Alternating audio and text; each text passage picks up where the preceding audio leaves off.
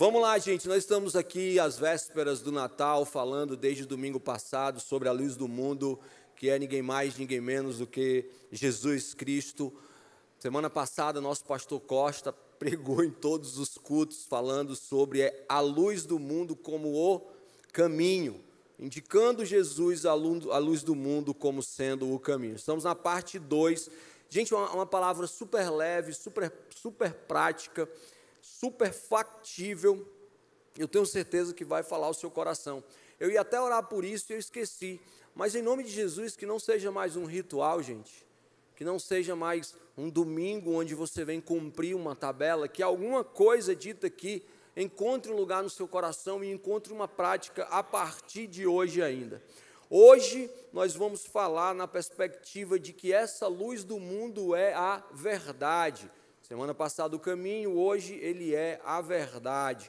E eu quero começar lendo contigo o que o profeta Isaías escreveu no versículo 2 do capítulo 9. Isaías 9, 2. O povo que caminhava em trevas viu uma grande luz. Sobre os que viviam na terra da sombra da morte, raiou uma luz. Eu faço questão de colocar você dentro dessa história aqui. Isaías está profetizando sobre as terras de Zebulon e Naftali, ou Naftali, se você quiser. Essas terras, durante muito tempo, elas foram rechaçadas pelo próprio povo cristão, porque nem todo mundo que estava lá era crente. Eles eram gentios também, então essas terras, elas foram meio que desprezadas, ao que o autor diz que elas viviam em escuridão, viviam em uma penumbra.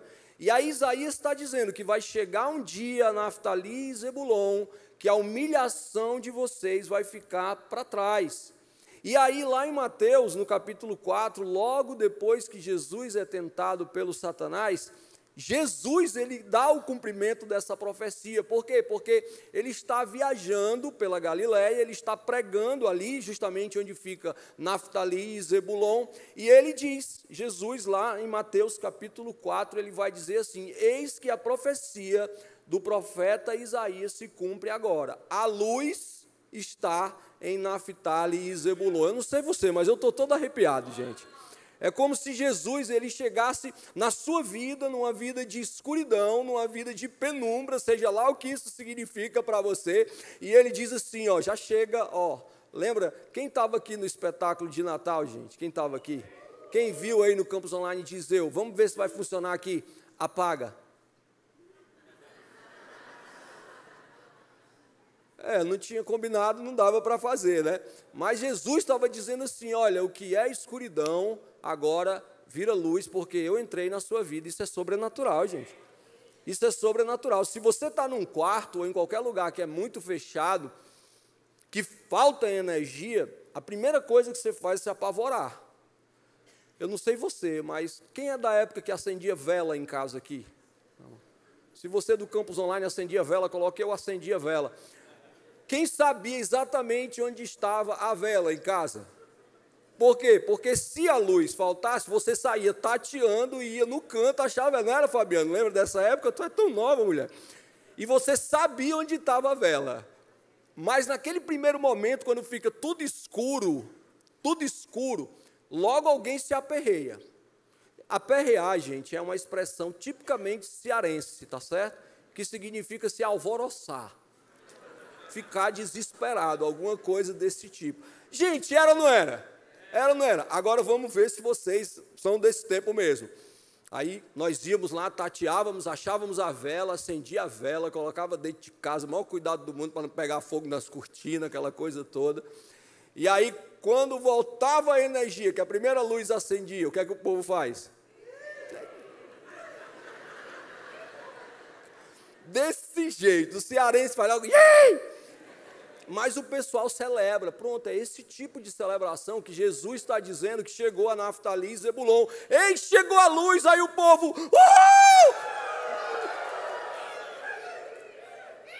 eita, pronto, misericórdia.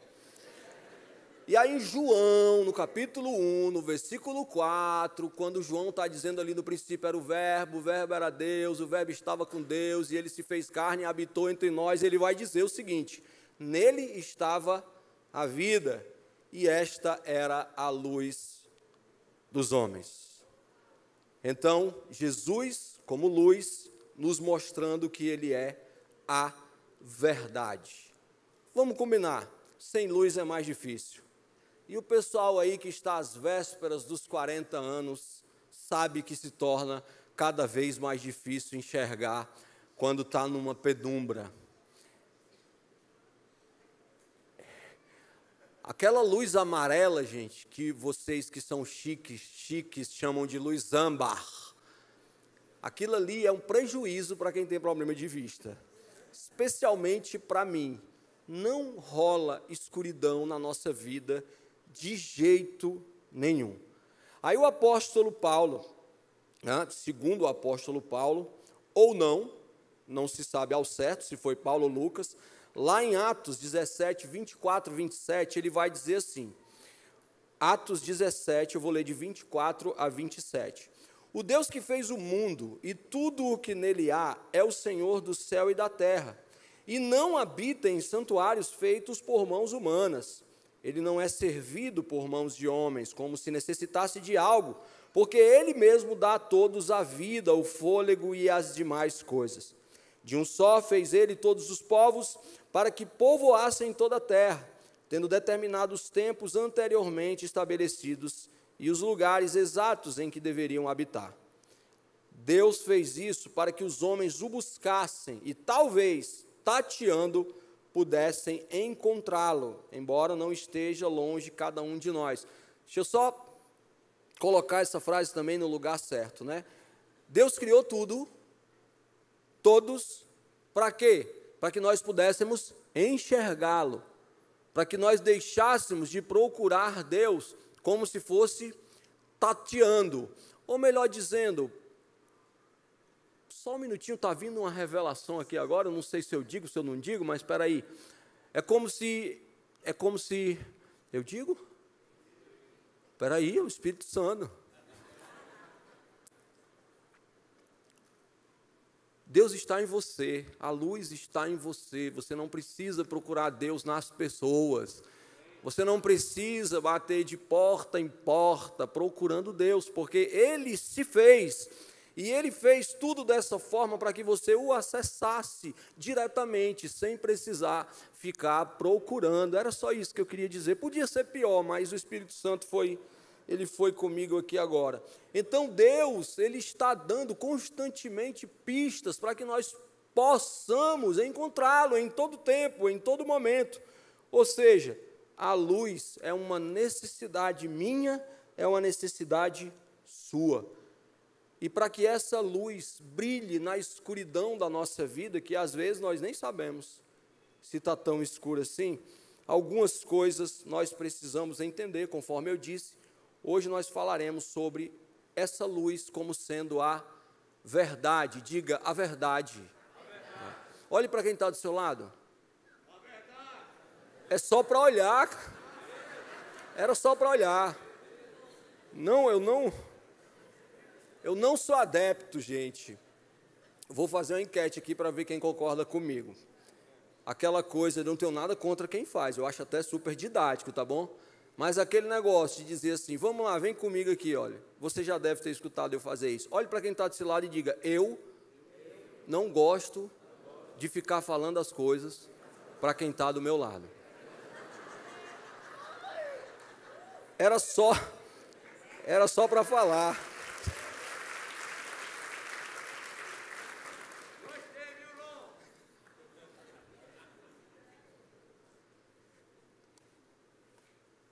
Ô Jesus, me ajuda. Gente, quando eu completei 30 anos, eu disse assim, eu vou mudar, eu vou ser uma pessoa mais séria. Eu consegui manter 3 dias minha palavra. Mas está tudo bem para vocês? Está tudo certo? Está tudo bem com vocês nas unidades aí, no campus online? Vamos lá, a verdade sobre Deus. Primeiro ponto, a verdade sobre Deus. É importante você entender quem é Deus. Por quê? Porque muita gente se afastou de Deus por um conceito que foi criado dele, e não quem ele é. Jesus, a luz do mundo, meu Deus, Jesus, a luz do mundo, nos revelou a verdade sobre Deus. Segundo o autor da carta aos Hebreus, lá no capítulo 1, no versículo 3, ele disse assim: o Filho é o resplendor da glória de Deus e a expressão exata do seu ser, sustentando todas as coisas por sua palavra poderosa. Depois de ter realizado a purificação dos pecados, ele se assentou à direita da majestade nas alturas. Ou seja, Jesus é Deus humano. Jesus é o retrato mais perfeito de quem Deus é. Se alguém quiser conhecer a Deus verdadeiramente, procure conhecer, entender e praticar a verdade de quem Jesus é. Portanto, é importante que nós deixemos de lado os nossos conceitos ou os nossos preconceitos de quem Deus é. No nosso Eu Vejo, tem uma parte que fala que nós queremos que a videira seja, os nossos pastores veem a videira como uma igreja onde a pessoa ela é acolhida. E pessoas essas que foram magoadas por uma religiosidade. Por quê? Porque dentro de uma religiosidade, muitas pessoas acabam categorizando Deus sobre quem Ele não é, e trazendo pena para a vida das pessoas, trazendo sacrifício, como se Deus fosse um velho de barba branca, que está lá no céu só mandando, só castigando, só maltratando aquele que fez isso ou que fez aquilo, e não é assim. Deus mandou Jesus para acabar com essa história de que você é um pecador, de que eu sou um pecador, de que há um fardo sobre a sua vida, de que você carrega o peso, as correntes do pecado. Deus não é esse Deus. Você quer conhecer Deus? Olha para Jesus. A propósito, a única verdade, a maior verdade do Evangelho é Jesus. Se Jesus fez, eu faço. Se Ele não fez, eu não faço. Se Ele pode fazer, eu faria. E se Ele não pode fazer, eu não faria. E aí as pessoas, elas acreditam que Deus é esse cara mau. Gente, existe uma palavra chamada consequências. Consequências. O que é isso? É a sequência de algo que foi feito. Então, se eu errei, se você errou, nós vamos ter consequências. E aí, Deus honestamente não tem nada a ver com isso. Nós não podemos pegar Deus e colocar numa caixa como se Ele fosse esse camarada ruim. Essa pessoa que eu não posso me aproximar porque ele é cheio de exigências, cheio de prerrogativas, cheio de regras. Essa não é a verdade da luz chamada Jesus. Jesus, ele é amoroso, ele é amável, ele recebe a mim e a você do jeito que nós somos. Ele só não quer que nós permaneçamos como estamos, porque precisamos melhorar. Uma vez, Filipe, sobre Deus, ele fez a seguinte interjeição. Está lá em João 14, 8, 9, disse Filipe: Senhor, mostra-nos o Pai, e isso nos basta. Olha, Filipe pedindo a Jesus que mostre o Pai. Aí Jesus diz assim: Filipe, Filipe, pelo amor de mim, você não me conhece, mesmo depois de eu ter estado com vocês durante tanto tempo. Quem me vê, vê o Pai. Como você pode dizer, mostra-nos o Pai? Quantos de nós temos uma referência errada de quem Deus é? Eu te faço uma pergunta, CC Videira, Campus Online, unidades prisionais. Quem é Deus para você? Quem é Deus para você? Eu faço outra pergunta. o que as pessoas pensam sobre Deus quando olham para você? Você nas unidades prisionais, o que as pessoas pensam sobre Deus, seus colegas de quarto, suas colegas de quarto, quando olham para você? Deus é amor, o Filho é o Pai é o Filho e junto com o Espírito Santo, eles são um. Qual Deus você conhece? Quero dizer uma coisa para você, eu já falei, mas eu vou focar nisso agora. Deus, Ele não requer coisas de você, para Ele fazer coisas para você. Tudo bem que se você obedecer, a Bíblia diz que vai ser mais fácil, vai ser melhor, vai ser mais rápido, mas Deus é Deus, e o que Ele podia dar de melhor, Ele deu, foi o Filho dEle. Não há condenação. Se você está ouvindo essa palavra aqui ou aí, eu quero te dizer, nunca se afaste de Deus por um erro teu, por um pecado teu, por um pensamento teu. Porque quanto mais nós tivermos errantes, mais perto de Deus nós temos que estar. Porque Jesus, a luz, é a verdade. E a verdade é que Deus é Jesus, Deus é amor. Não tenha uma referência negativa de quem Deus é. O segundo ponto é a verdade sobre nós mesmos. Primeiro ponto, a verdade sobre Deus. Segundo ponto, a verdade sobre nós mesmos. Se há uma área em nós permeada por mentiras, sem dúvida, essa área é a nossa identidade. O pastor Costa tem falado muito sobre isso, que nós temos perdido a nossa identidade para o pecado. Lá em Mateus, no capítulo 4, quando Satanás vai tentar Jesus, ele vai na identidade de Jesus. Ele diz assim: se tu és o Filho de Deus, e o resto você já sabe. Quantas vozes você está ouvindo dizendo assim: se tu diz que é isso, você tem que fazer isso. Se tu pensa que é isso, então é isso que você tem que fazer.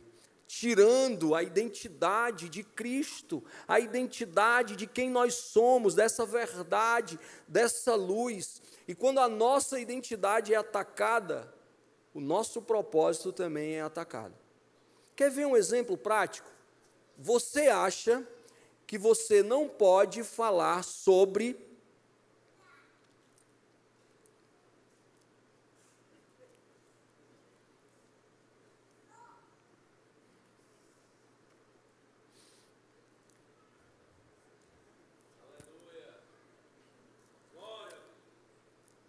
povo crente, né, gente? O pregador pensando. Por exemplo, você acha que você não pode falar sobre depressão porque você é alguém depressivo. Então você pensa, eu não tenho capacidade de ajudar alguém se eu tenho esse problema. Você está entendendo o que eu estou dizendo? Então, o inimigo está dizendo assim: se tu é assim, como é que tu vai ajudar alguém assim? Aí não, Deus colocou o teu propósito, eu tenho certeza que um dos teus propósitos de vida, quiçá o principal propósito de vida, é você ajudar os outros a vencerem as dores que você tem. Eu tenho certeza disso. Então, Deus está dizendo assim: é com a sua dor que eu quero começar a tratar as pessoas. É com a sua dor. Você precisa urgentemente ensinar aquilo que você precisa aprender. E aí você se inferioriza, machucando a tua própria identidade, porque você acha que não pode fazer isso ou não pode fazer aquilo. Gente, eu já tive deveras problemas financeiros. Eu nunca falei isso aqui, mas eu vou falar agora. E há alguns anos, o meu nome estava em densas nuvens de tribulação. E o pastor Costa chegou e disse assim: Rondinelli, eu quero ser no time de pregadores e tal. E agora? O inimigo roubando a identidade, entendeu? Ei, cara, tu não tem condições de fazer isso, não. Ninguém tem, gente. Ninguém tem. Se eu vivesse no tempo da lei, eu era fulminado aqui, agora. E você também. Alguém disse ali, muito bom, eu entendi, não foi por minha causa. E você também, você era fulminado aí, a primeira coisa que ia acontecer era papocar o seu dispositivo. E você não é capaz, e bom, eu também não sou capaz, mas o pastor é um homem de visão, ele não faz nada emocionado, o pastor Costa ele não faz nada emocionado, então ele sabe o que está fazendo. Gente, um dos primeiros desafios que ele propôs para mim foi o seguinte: você vai preparar um seminário de finanças para a gente pregar na quarta-feira. Vamos lá preparar o seminário de finanças, e o Satanás dizendo para mim, pelo amor de Deus, Rondinelli. Vocês estão entendendo qual é o tamanho da submissão a Deus do homem? Gente, mas olha, Deus está mandando, tem algum propósito nisso. Aí eu fui ler o livro do Howard Dayton, que o pastor Costa encaminhou. O pastor Costa, ele sabe o que faz.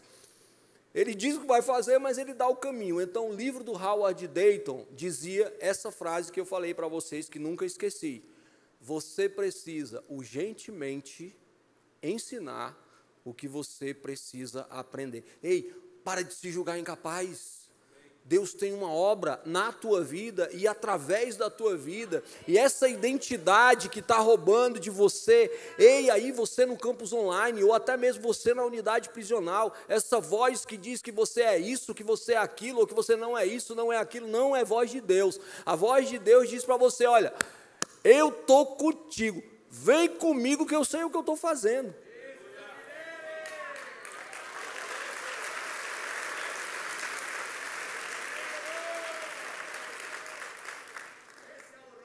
Alguns se veem pela lente do passado. E não é só pela lente do sofrimento do passado. Alguns também se veem pela lente da alegria do passado.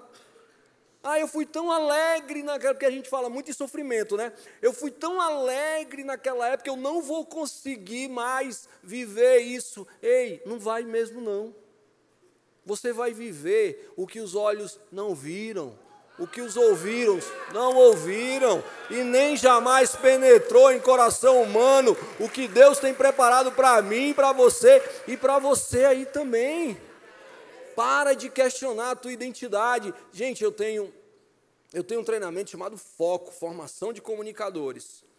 E esse treinamento ele tem uma carga horária de quase 30 horas. Eu poderia resolver esse treinamento em 1 hora, ou em até menos, dizendo o seguinte: se você souber quem você é em Deus, você não tem medo do que vão pensar sobre você. Se você souber quem você é em Deus, você não tem medo de falar em público. Se rouba-nos, furtar. Quem está entendendo, dá um glória. É o seguinte, o problema de falar em público é que você quer falar. O problema é isso, é porque você quer falar. Então, quando você quer falar, você vai pensar no que os outros vão pensar sobre você. Agora, quando você deixa Deus falar, o que eles vão pensar de Deus, não é de você. Então, é problema deles e não é seu.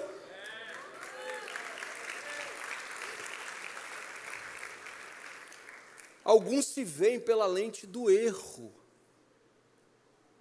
pela lente do pecado. Ei, bem-vindo. E quem não errou, que atire a primeira pedra. Alguns se veem pelas lentes das incapacidades que foram postas pelo pai ou pela mãe, sem saber o que estavam dizendo. Você está entendendo isso?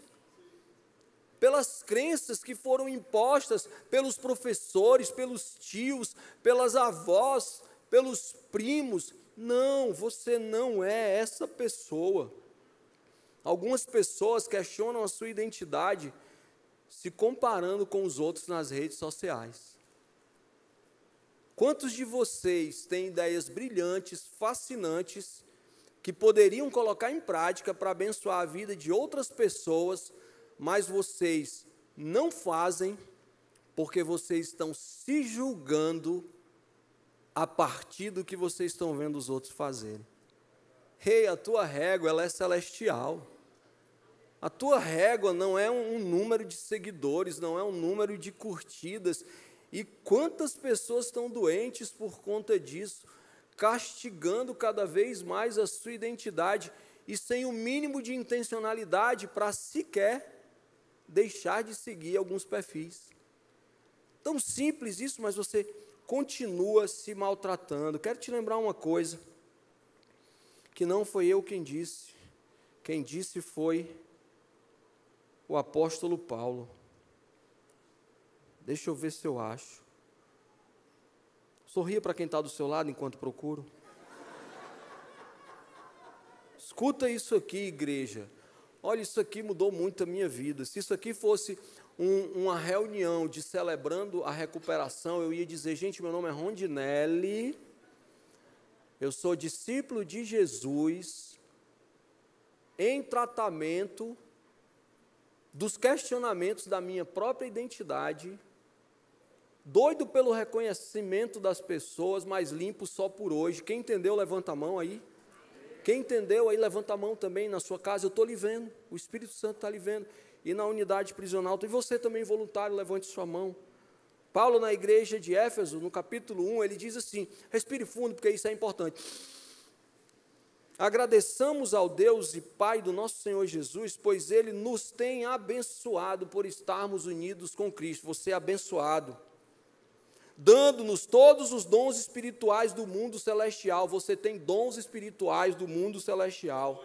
Antes da criação do mundo, Deus já nos havia escolhido para sermos dele. Você é escolhido da Nossa Senhora, a fim de pertencermos somente a Deus. Você tem um senso de pertencimento de ninguém mais, ninguém menos do que Deus, o meu Pai.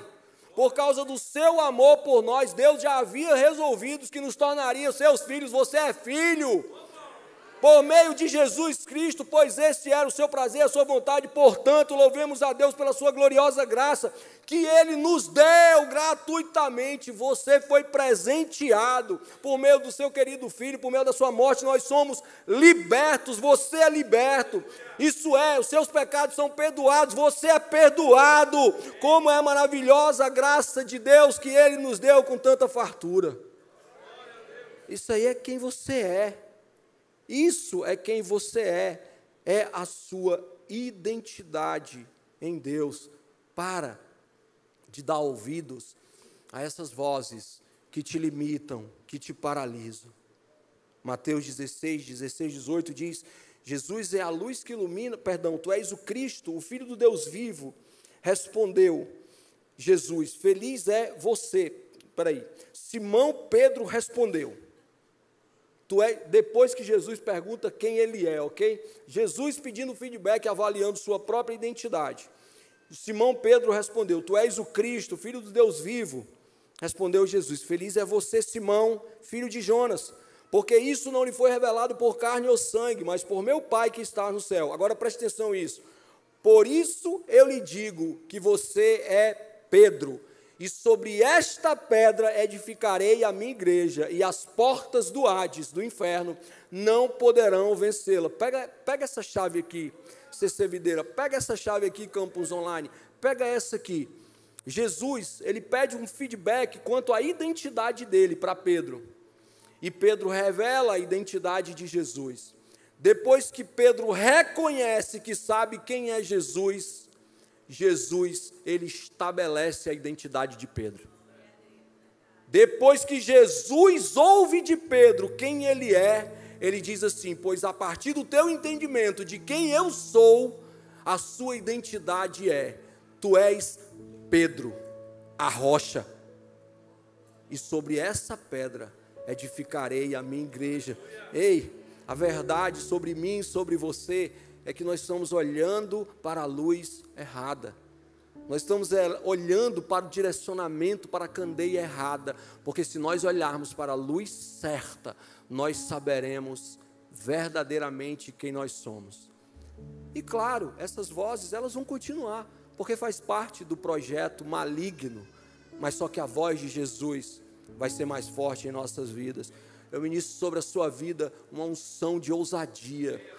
Eu ministro sobre a sua vida uma unção de ousadia. Ei, você também uma unção de ousadia, para que você não questione quem você é e que você entenda que você é ninguém mais, ninguém menos do que a imagem e semelhança de Deus. Você não é pouca coisa. Ousadia, coragem no falar, coragem no negociar, coragem no calar, ousadia sobre a sua vida em nome de Jesus.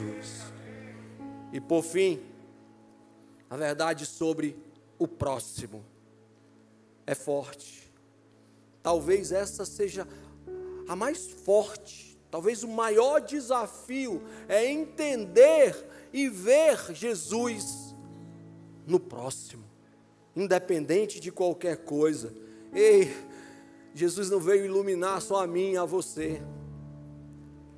Jesus, ele veio iluminar a mim, a você e os outros.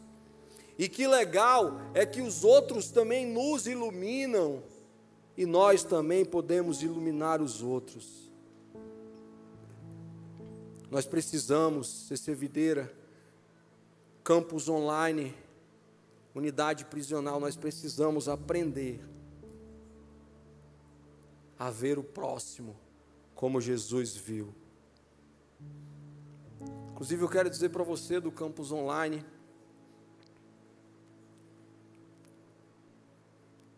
ficar na internet às vezes, dentro de casa com os nossos próximos, é um problema grande, porque vira acusação.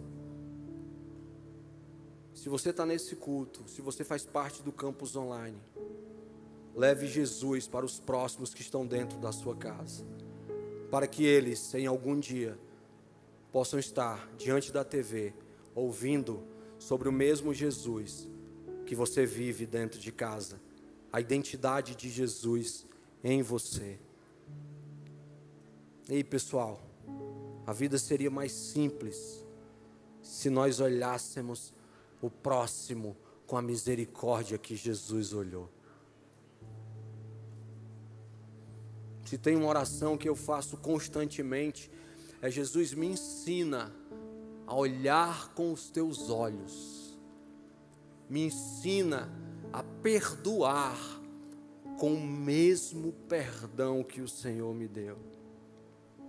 Ei, os próximos são os desafiadores, não são não? Os próximos são extremamente desafiadores, sim ou não, CC Videira? E às vezes nós estamos tão bem com Deus e perdemos a nossa paz por conta de um próximo. Sobre isso eu vou ler uma passagem e terminar com um entendimento que eu acredito que Deus me deu. A passagem está lá em Mateus 9, versículo 36. Ao ver multidões, Jesus sentiu grande compaixão, pois ao ver as multidões, Jesus sentiu grande compaixão pelas pessoas, pois que estavam aflitas e desamparadas, como ovelhas que não têm pastor. Lá em 2 Coríntios 5,16, de modo que, de agora em diante, que a ninguém mais consideremos do ponto de vista humano, ainda que antes tenhamos considerado a Cristo dessa forma, agora já não o consideremos assim. O que Paulo está dizendo? Quando Jesus veio como homem, ele foi julgado. A propósito, ele morreu pelo julgamento injusto que deram a ele. Ele sofreu, ele sentiu dores, e no final de tudo, ele disse: Pai, perdoa, eles não sabem o que fazem. Ei, meu irmão e minha irmã, quem te ofende não sabe o que está fazendo, porque se soubesse, não faria. Se soubesse, não faria.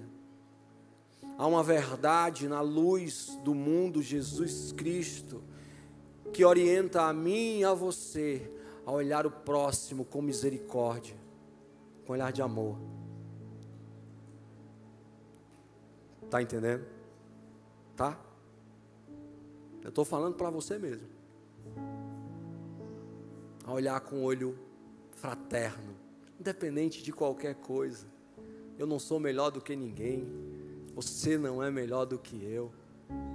E no fundo, o que aquela pessoa mais complicada precisa na vida é do teu olhar de misericórdia, é do teu olhar de amor, do teu olhar de perdão, do teu olhar de compreensão. Sabe por quê? Porque foi assim que Jesus olhou para mim e para você. É assim que Ele continua olhando para mim e para você. É assim que Ele olha, que Ele perdoa, que Ele nos livra, que Ele nos liberta.